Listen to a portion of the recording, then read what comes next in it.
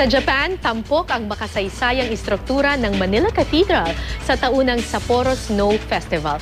Kahit pa mga Hapon ang lumilok nito, kuhang-kuha pa rin ang kamangha-manghang disenyo nito. May news to go si Julio Segovia. Hindi lang iilan, kundi 200 eskulturang gawa sa yelo ang kinagiliwan naming mga dumayo sa ika-66 na Sapporo Snow Festival dito sa Japan. Pero laking gulat ko sa isang pamilyar na obra, replika ng ating Manila Cathedral. Kamangha-mangha dahil maski mga Hapon ang lumilok ng struktura, kuhang-kuha pa rin ang disenyo ng harapang bahagi ng simbahan. Ito ang unang pagkakataon na sumali ang Pilipinas sa Sapporo Snow Festival, kaya naman tuwang-tuwa ang Filipino community dito sa Hokkaido.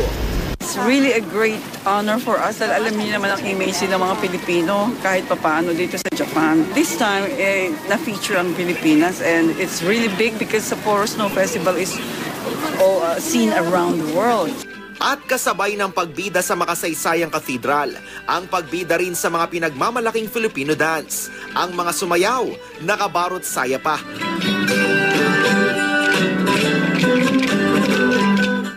Tila hindi alintanang tindi ng lamig.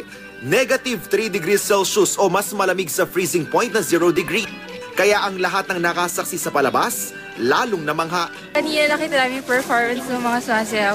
Nakita namin nag-enjoy yung mga tao. Super nakaka-proud talaga. Sobrang ganda. Ngayon ko lang na-appreciate yung ganda ng Manila Cathedral in snow. Oishiko himarimasu! May bonus pampampainit ng tiyan, mga pagkaing tatak Pinoy, pati ng mga probinsyang nagsasabing it's more fun in the Philippines. Kabilang din sa snow structures ang Star Wars, Japanese pagoda, at mga slide na kinagigiliwan ng husto ng mga bata. Ang Snow Festival ay magtatagal ng 1 linggo. Mula rito sa Hokkaido, Japan. Julio Segovia, GMA News.